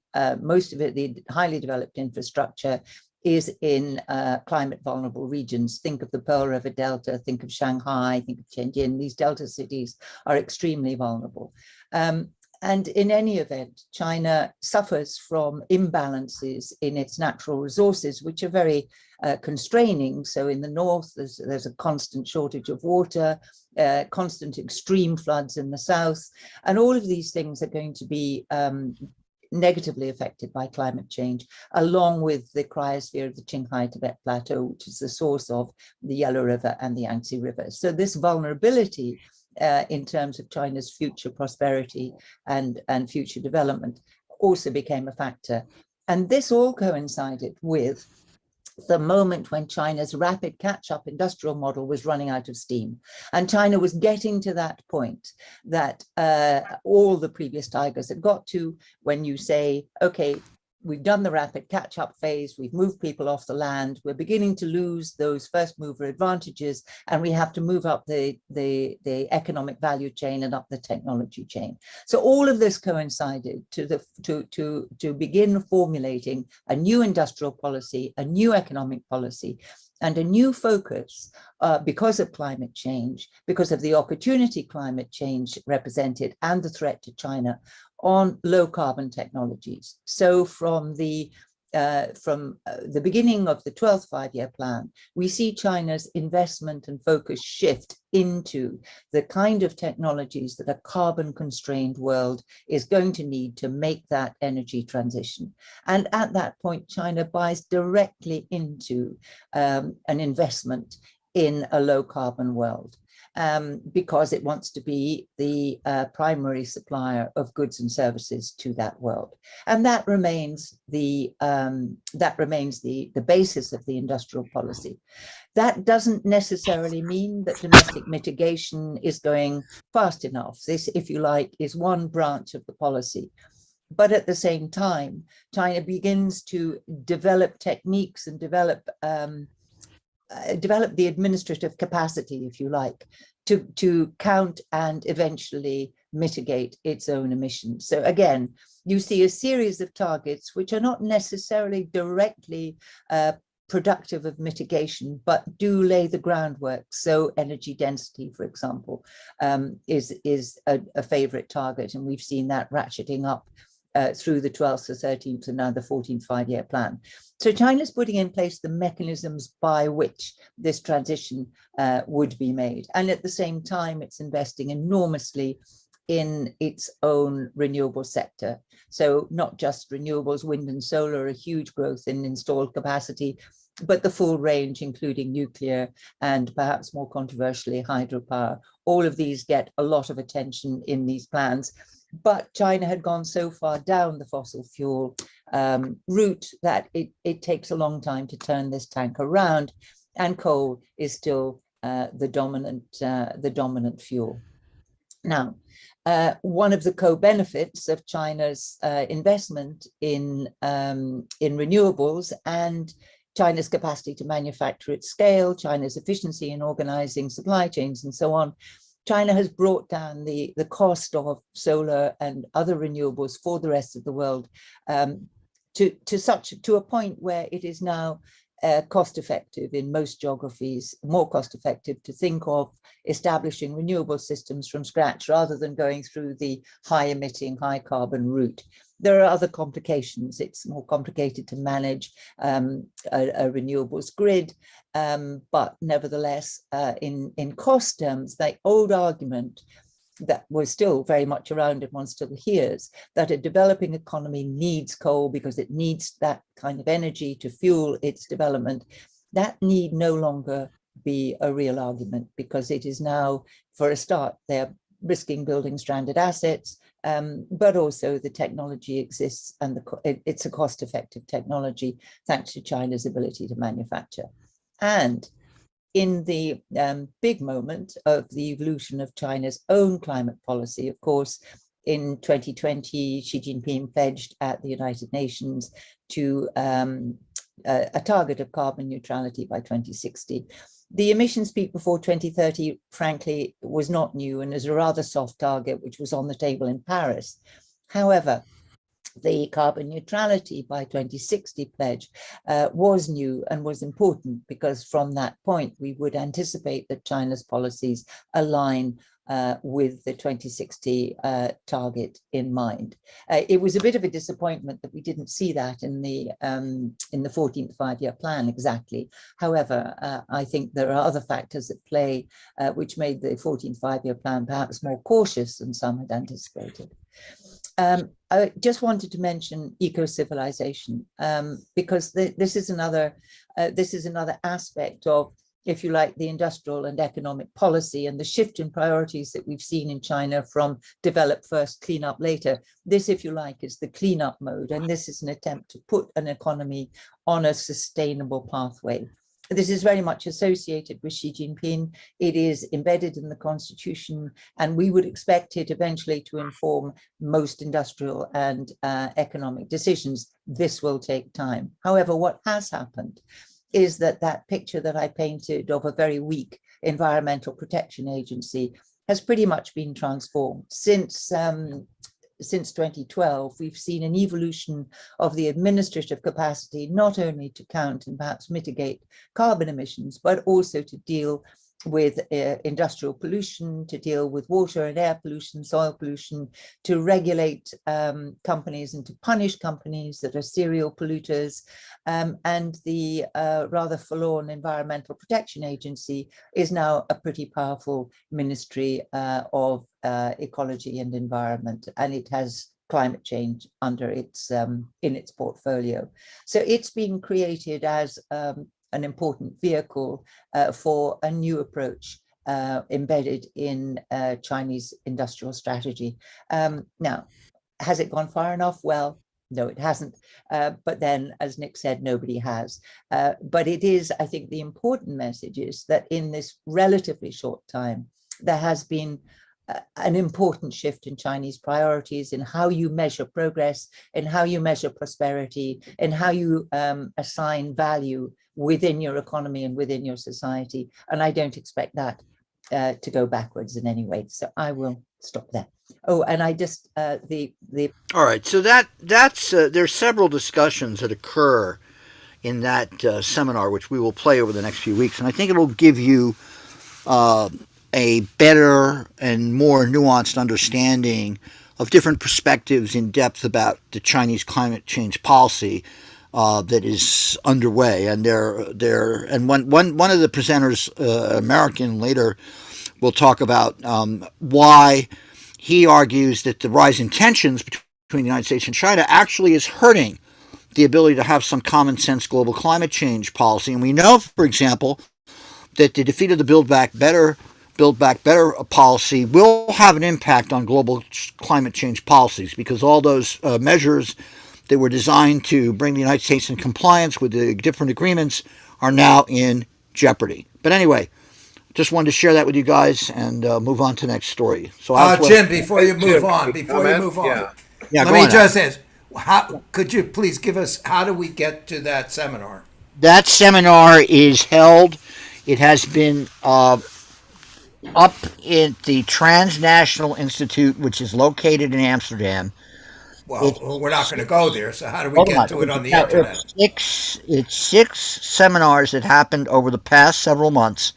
This is the last one, and they're all available online at the Transnational Institute of Amsterdam. There's 6 seminars. Yeah, I think you can get them on YouTube, right, Jim? Yeah, you can get them on YouTube. Yeah, China and the Transnational Institute. And they're all pretty valuable. Yeah. Transnational Institute is located in Amsterdam. Yeah, and this is a special series they did on China and the world. They organized people from around the world to talk about China. It's all very illuminating. I recommend it to everybody. Anyway, Alex, what do you have next? Well, let me just, a little comment on it. Shows, what you can do, the advantages of a planned economy, regardless of what we think of, other aspects of that they can do this kind of, long-term planning that really we can't do.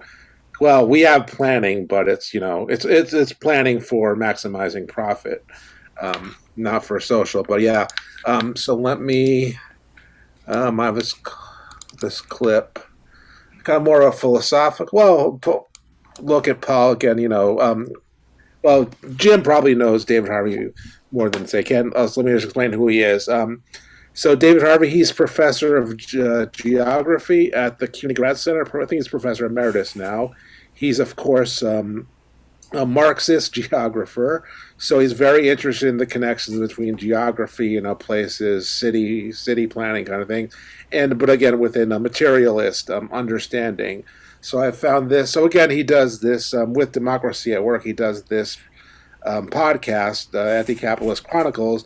I thought this was rather interesting on, why we're one reason we may be kind of stuck in kind of outdated, again, as he says, outdated politics.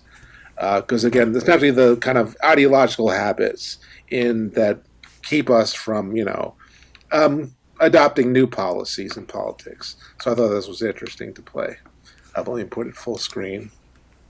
Of course, I should mention the CUNY Grad Center is my where I got my doctorate in history. Never did take his course, but again, always heard good things about him from the students. Could you say that institute again, slower? The City University of New York's graduate is basically the graduate school. It's located in Midtown Manhattan. I went there for my PhD. Obviously, had a bunch of friends there. But it's New York City University? City University of New York. CCNY. It's a graduate. They combined all of the graduate, including all the PhD programs. But again, a lot of the master's programs too, in different subjects. It did not exist when you were in college in New York, Ken. It was created in the late 60s. Yeah. Oh, in the late 60s. It Okay. was a new institution. And he's been there for like 30 years, I think. Well, and before you play him, I have a funny story. He and I were talking one time. I said to him, "So what kind of commie were you in the '60s?" And he said, "Well, Jim, I was down in Maryland. He was in the progressive." He's at Hopkins, I think. Well, yeah, he was down in Maryland, and he was in the Progressive Labor Party. And when he said that, I went, "Ooh," like that. He started laughing. And he was actually going out and organizing the working class. So I have to give him credit, because a lot of he's always very concrete in how he deals with but he's a very smart guy, and he's written several books on interpreting Marx and so on. But he's also written some good books on neoliberalism. So well, he wasn't a complete library Leninist. Let's put it that way. No. He's again, and I very much I subscribe to his podcast, so that's where I. Well, it's only 4 minutes. Let's hear it. Yeah. So let's. Yeah. There are certain things which are never discussed, never thought about, don't appear. People appear not to be conscious of them, which nevertheless form a grounding for social and political life. This is what he called habitus.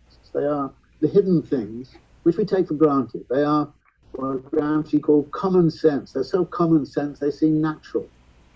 And we often talk about people behaving naturally. Well, when they do that, Bourdieu would want to say, in reality, they're responding to cultural signals and so on. But they will attribute it to nature, their own nature.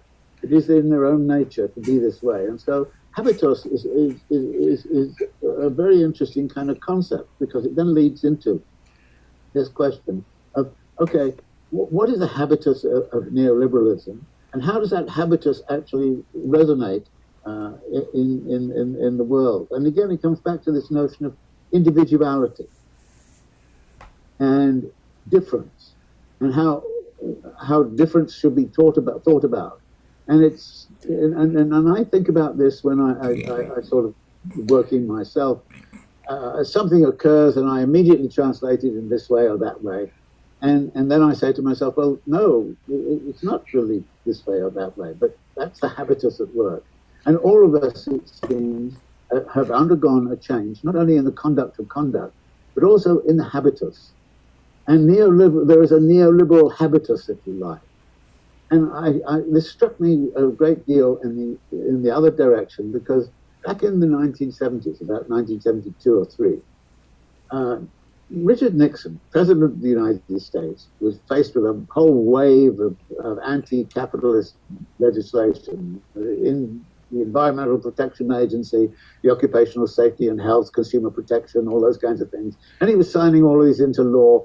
And he jokingly said, I guess we are all Keynesians now. And that was a telling kind of comment, because it meant that, he saw this as being part of the order, and that he could sign these things because somehow or other they were compatible with how the world was, and we were all Keynesians now, so as a Keynesian, he would sign these things. Now, in the mid-1990s, I remember kind of looking around and suddenly thinking to myself, we're all neoliberals now. This was a time when Blair and Clinton were articulating a progressive left politics, which is actually straight neoliberalism. What Clinton was about and Blair was about was a famous third wave in Britain. This was what neoliberalism was becoming, if you like, the habitus in which everybody, which all politics was cast. And this is what Margaret Thatcher was about when she said, "There's no such thing as society. There's only a family and there's only individuals and their families." This is what she about when she said, "There is no alternative."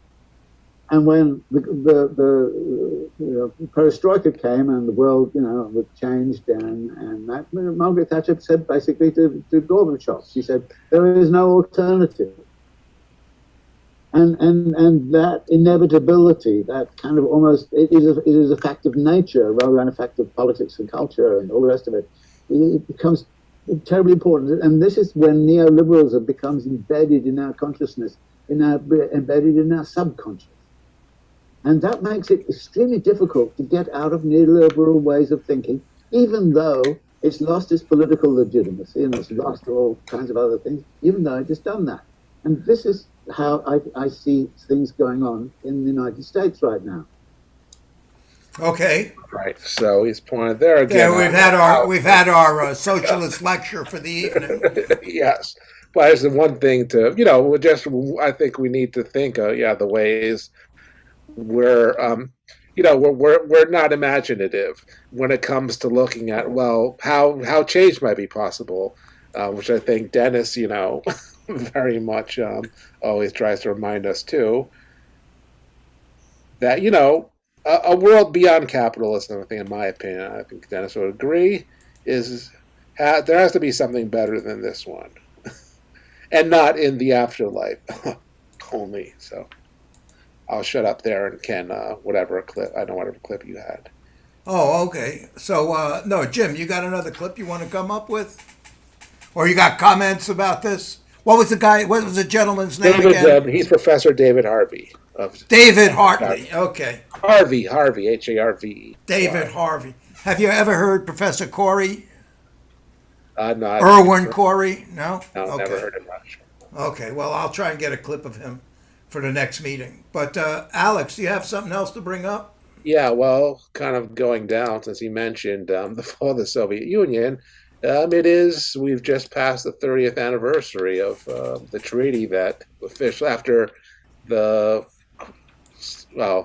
KGB military attempted coup against Gorbachev after the Soviet Union was dissolved, I think in December 91. Yeah, so obviously, forget the exact day. So France 24 here has a clip of one of their correspondents who was around then talking about it. Correspondent Nick Holdsworth. I don't think did I share it? No, I didn't. No, I cut you off. Yeah. So let me do it. Nick, you were in Moscow in the early 90s. You wrote a book about that tumultuous era. Just tell us what exactly was happening on this very day 30 years ago. This very day actually marks the formal legal end of the Soviet Union. There was a meeting in Almaty, which was then the capital of Kazakhstan, and the Almaty Protocol was issued, which was a formal declaration confirming the deal that had been cut earlier in the month between the leaders of Russia, Ukraine, and Belarus in a hunting lodge in a Belarusian forest, that agreed to dissolve the Soviet Union and set up the Confederation of Independent States, the CIS, which still exists, which is a loose association of independent states now. So that was actually the formal declaration. The actual collapse of the Soviet Union, of course, is, as you've just referred to, when Gorbachev walked out of the Kremlin for the last time around 7:30 in the evening of Christmas Day, December the 25th, a working day in Moscow. The Hammond sickle was lowered for the last time, the Soviet national anthem was played for the last time, and within 10 minutes, the new tricolour of the Russian Federation had already been raised over the Kremlin, and that was it. The Soviet Union was gone. Gorbachev conceding that was the end of that communist experiment, said that the old system had collapsed before a new one had time to start working. And of course, the years and months that followed were extremely hard for ordinary Russian people. Just tell us what life was like back in those days. It was very tough. I'd been in Moscow in May of '91. I had watched from afar. Unfortunately, I wasn't in Moscow during the coup in August. I managed to get back in early January 1992. And I was doing a story for the Sunday Express in London about a village called Yeltsin. It was some distance outside of Moscow, and it was a collective farm, and the villagers had written to their namesake president saying, "Our cowsheds are in a bad state of repair. Please give us money to do them up." And Yeltsin had written back in very flowery language, but effectively said, in the new Russia, we all have to make our own way under the sun, basically sod off peasants and find the money for your cowsheds and somewhere else. My friends in Moscow at the time didn't really have any money or anything. I would come over with a suitcase full of dried milk powder and ladies' underwear from M&S to give to girlfriends there, and I was given vodka vouchers in exchange. I myself sold a pair of jeans at a flea market in Izmailova Park in Moscow for about 400 rubles, which was about £10 then. And that reference to Putin driving a cab. There weren't any formal cabs. You would wave down any old car, a gypsy cab. I had a lift in an ambulance one time. You'd just discuss with the driver, agree where you're going and agree a price.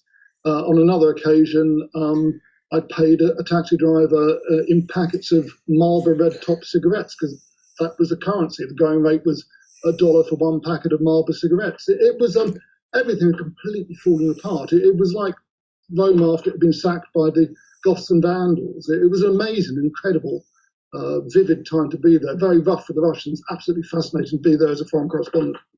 And just briefly, Nick, if you will, because we're quite short of time, but I mean, President Putin has long harbored a sense of bitterness about that whole chapter. And I think it's fair to say, isn't it, that affects his policies and his politics and his attitudes today, doesn't it? Yeah, earlier this month, he wrote a lengthy essay on how the Ukrainians and Russians were affected with the same people. It's a very Soviet attitude that Ukraine is basically Malaya Russia, as it was always known, little Russia, and the Ukrainians are basically just small versions of the Russians, their little brother. A lot of Russians do actually feel that they are one nation, but they don't see that in terms of that means that Ukraine needs to be part of Russia. There is this abiding sense of unease and insecurity too. The Soviet Union was a state to be reckoned with. Russia doesn't have that standing anymore. There's this myth that James Baker, the US Secretary of State, promised Gorbachev that NATO would not expand eastwards. Gorbachev himself has since said that wasn't what was said. It was taken out of context. There was a reference to not putting more US troops into East Germany. I think what Putin is trying to do, up in the ante at the moment, he's basically trying to get some kind of new European security pact agreed, and perhaps he's going about it in a rather ham-fisted way, and we shall see how far it goes. But certainly there's some brinkmanship going on at the moment. Okay, so I don't know if any of you guys have. I haven't, visited Alex, I got to ask Russia in the 90s. Let me interrupt you just to ask a question. Looking at the video here, the optics, this is like a meeting of the military. Yeah. What is this event? What event was this? I'm not sure because they don't tell you what. It's obviously some kind of military briefing or I mean, it looks like some pretty high-ranking generals. Essentially, I don't know if Putin's himself there, but it's probably some kind of military conference. I'm guessing. No, Putin was just on the dais, and these are the guys. He's probably issuing Okay, it's something like I don't know. Again, every year, in important years, the president will go to West Point and will make some kind, do their commencement address essentially and say, okay, this is what we're doing in Afghanistan. Obama went there before he did the surge, for example. So I think this is something along those lines. Okay, so Alex, this is what we were talking about before we started this show. I think before Jim was in on it. I'd like to see what you and Jim have on this. Alex is bringing up the fact that when Germany, East and West Germany reunited, there was a diplomatic pact that said NATO would not expand into former Soviet countries. Well, there was no former Soviet. At the time, there was still the USSR. But when it broke apart, and he said, well, yeah, but the agreement that was made with the USSR still should be enforced, that NATO will not expand. Because we didn't junk all of our nuclear weapons treaties with the Soviet Union. We just treated Russia like it was the START treaty. In fact, again, we removed the nuclear weapons of Kazakhstan, Belarus, and the Ukraine. And they removed them from Turkmenistan and Uzbekistan. Yeah. Well, all of those were dismantled. And was it the Non-Lugar Agreement, Jim? There was a treaty and funding to take the weapons from them and basically dismantle them. Yes. So, Jim, what can you tell us about that? Well, I need to share the screen for a second. Um, The question is, should the U.S. or should NATO abide by and leave it alone, leave well, that's a leave the question. Ukraine alone and not try to let them come into NATO? Well, they're in a situation where this woman here, her name is Mary Elise Surratt. Mary Elise Surratt. She's these three books, The Dealing with the Devil, that was her dissertation. And then this book in particular, this 1989 book, The Struggle to Create Post-Cold War Europe, the collapse, the accidental opening of the and her reunification. She is really, I listened to her talk when she did this second book, and the gist of it was that basically they were lying through their teeth. They basically had no doubt in their minds that they were going to expand NATO. They just didn't inform the Russians in any honest way, and they were very happy to deceive them. So is that basically, that, when you say you're talking mostly about the leaders in Europe or the Pentagon? About the United States. Pentagon, huh? Certainly the United States foreign policy establishment. And, they were intent on containing Russia permanently. And so Putin's demands for essentially to take over the Ukraine. Well, what do you mean? There's voices coming in. Jim, your mic is going in and out. Well, Putin's demands to basically take over the Ukraine in a situation like this right now is obviously going to be viewed is going to put Biden in a hell of a position, because what's he going to do if he's asked to put up or shut up? And the kind of situation right now we're heading into is that Putin has essentially deployed enough troops and will have enough troops in place by January and February to launch a military operation to conquer the Ukraine. And that's the military pressure he's put on the Ukraine. And he's arguing, of course, that with this political pressure, military pressure on the NATO forces, well, what are you guys going to do? Are you guys going to actually go in and defend Ukraine? And Biden basically said no. We're just going to sit there and cripple your economy. Well, that may be a bluff that Putin decides to pick up. And then, of course, you've got the issue of the coordination with China, which this, of course, forces Putin to do, even more so. So it's a pretty sticky situation. Well, okay, but the question is, should the U.S. Is that State Department document that NATO will not expand into the territory of the USSR even after the USSR is gone? Do you think that's still valid in terms of international law? I don't think it even existed. I mean, they made it clear they were expanding into the areas of the former Soviet Union's alliance with the Warsaw Pact immediately. Poland is Poland part of Poland, Romania, Hungary. Look at the present situation: Lithuania, Estonia, Latvia.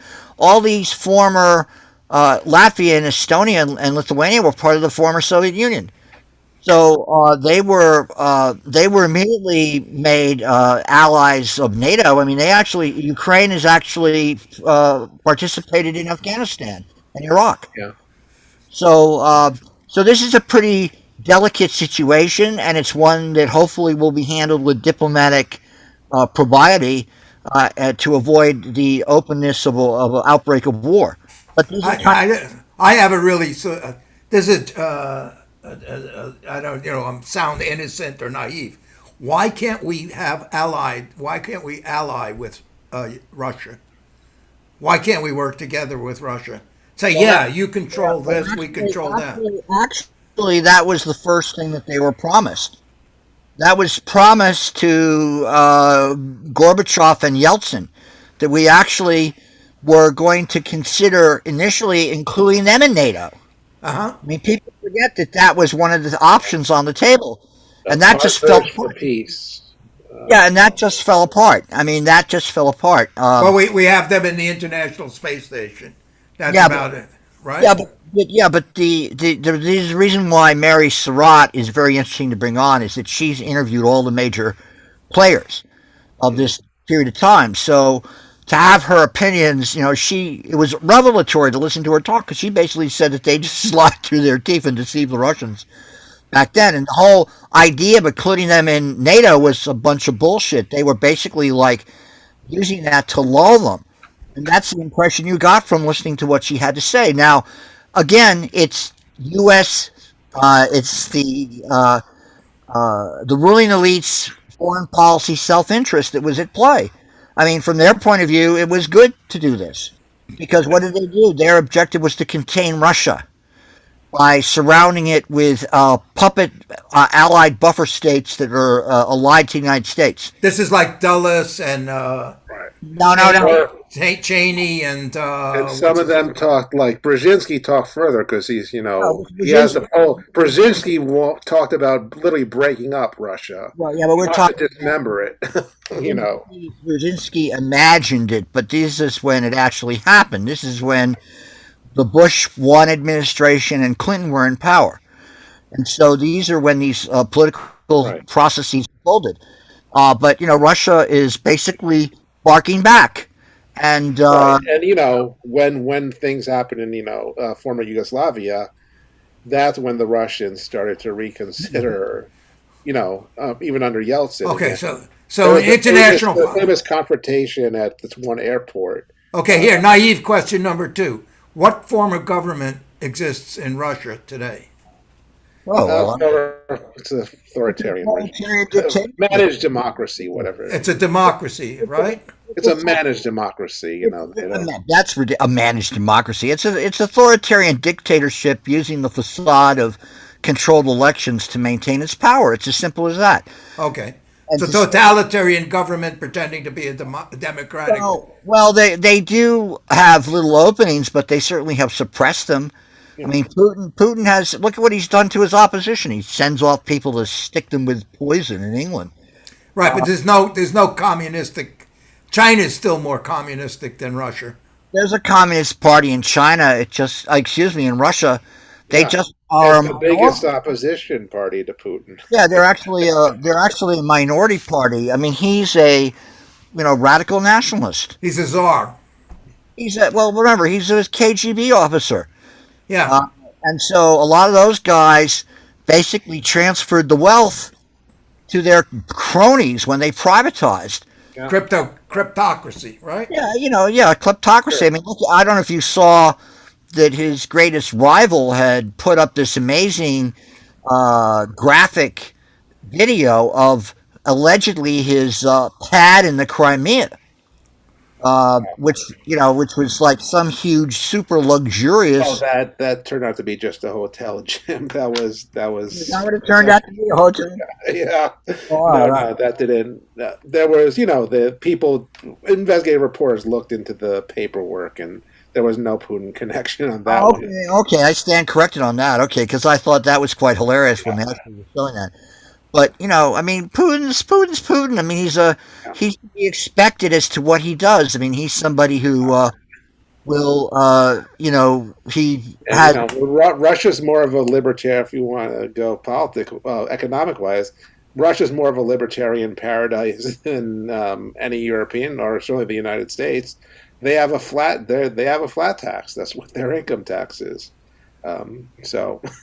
It's hyper-capitalist. Is it military conscription? Is that mandatory? No. They've gone to a volunteer force, like the rest of the world. Yeah. Yeah, he has a volunteer army, and he certainly has renovated it in the past 20 years. They've stopped oppressing religion, right? Well, Putin's a very good, Russian Orthodox. They return to the historic policy of using the church. Because who does he? He's like a weird amalgam of Stalin, Ivan the Terrible, Catherine the Great, Peter the Great. Yeah, but basically he's a beneficent dictator. He's not sending everybody to gulags. he may kill a few people here and there. I'm sure we do also. Just getting some people. Why did you say that? Bang bang. But I'm saying it's not like Stalin sending 30,000 people to Siberia. Well, no, he jailed his major. I mean, remember that guy who went back there? I mean, come on, he basically. Yeah. But that's a couple of people. That's not 20,000 people. No, he tried to kill his major political opponent. The guy wound up in Germany, and then for some ballsy reason, he decided to go back to Russia. Who's that guy, Alex? Navalny. And then so Navalny now is imprisoned as a result of him deciding to come back. I mean, Putin is who he is. He's there should be no ambiguity about Putin. No, I'm not arguing that. I'm just saying Stalin would send 20 million people to Siberia. Stalin executed 10 million. So he's not doing that. No. It's not even doing what China does with the Falun Gong or the Uyghurs. Well, he suppresses his. He's had his bloodthirsty moments too in Chechnya, and with Georgia, Caucasus, and they have a constant war going on with the Ukraine. So Putin's no innocent little. And, if he's not Vlad the Impaler, he's not like Pol Pot. I'm just saying he's. No, he's not like Pol Pot, but that's a pretty high bar. Well, even in El Salvador or even in Mexico, you have mass murders going on the border. Right. You got all kinds of crap going on all over the world. Yeah, but see, he's also someone who supposedly, some will argue that he has essentially absorbed the new Russian mafia into his orbit. Okay. People make a pretty strong case for that. Sure. Yeah. Well, not like we don't collaborate with organized crime. Yeah, but U.S. government. We have our own situation here, but we don't. I don't see any president. In the U.S., is a very healthy competition between the CIA and the mafia. So it keeps things balanced. Well, no, there's a good recent book. A guy goes back into the organized crime connections of Truman. Right. Nixon, Kennedy, LBJ, and the Kennedys, and they were extensive. Let's put it that way. Yeah. Beyond the CIA, the banks are Truman was part of this corrupt Missouri organized crime unit, essentially. Yeah. They're the ones who put him in office in the first place. No. All I'm just bringing up that he's not. It's not like North Korea. It's not like North Korea. It's not that level of control, no. Right. Or keeping outsiders, They still have the Bolshoi ballet, Well, they always they had the Bolshoi under Stalin too, Ken. So that's okay. Yeah. But they just pursue their own nationalistic cult. We haven't had Denis was around for this, so he might have some thoughts about. I'm sure he has some thoughts about the fall of the Soviet Union. Yeah. And I'll just say, Pearl again. When it happened, I had I won't name her. A very good, lefty in when I started grad school. Made the point. Well, now that we don't have the Soviet Union, her thought, she turned to be very much right, was that now things are capitalism is going to become more extreme because you don't have the example of the Soviet Union on the other side to pressure the U.S. into having strong unions, and we know again there was a direct connection between the U.S. government supporting the civil rights movement, and Soviet Union using propaganda against the South essentially to defame the U.S. from the 50s on, and that it's literally in Brown v. Board. The State Department sent a brief about how they needed to change this for essentially for our good name across the world. So that was always part. Well, okay. So the question comes up. The question comes up. It's 30 years. Do you think we're better off without them, or it would have been better off to have them? Where are you? Well, I think in some ways we're better off. Again, the world. That kind of bipolar world was certainly more, I think, more structured. We have less chaos. regardless of what you think of the Soviets, in terms of the international environment, there was, again, the whole balance of power, you might argue, was better off than that we've kind of gone off the rails because of our unipolar position, and that much worse, the bad things have happened because you don't have that kind of balance of power anymore. So there's that argument. What do you think, Jim? Better off with him or without him? Well, first of all, we lost you, Jim. Your mic, Jim. Your mic. Jim has gone should off. be on. Is it on? Yeah, now it's on. Yes. You went out. Yeah. All right. Yeah. Well, what can I say? I mean, that dominated the life of all of those. Certainly, myself and you, Ken. That was what we grew up with. Yeah. The division of the world into two rival camps, and I think that it hurt the world. It hurt the world in general in terms of the overall effects on humanity, and we would have had a better world if, at the end of World War II, the Soviet Union and the United States had been able to cooperate with each other and not engage in essentially a armed conflict through surrogates for the next 50 to 60 years. In Africa and South America, etc. Well, everywhere. Middle East, everywhere. Middle East, Latin America. Africa, yeah. Europe. The entire world. Yeah. So, I mean, that's that. But anyway, do you guys want to sort of call it a day here? Let's call it a day. Yeah. We'll meet again tomorrow. You've been listening to Going Viral News. This is December 21st edition. We were joined in California with Ken Aaron, and we had here in the East Coast, myself, Jim Dingeman, and Alex Stavropoulos and Denis Goldstein. We look forward to hearing you tomorrow, and stay tuned.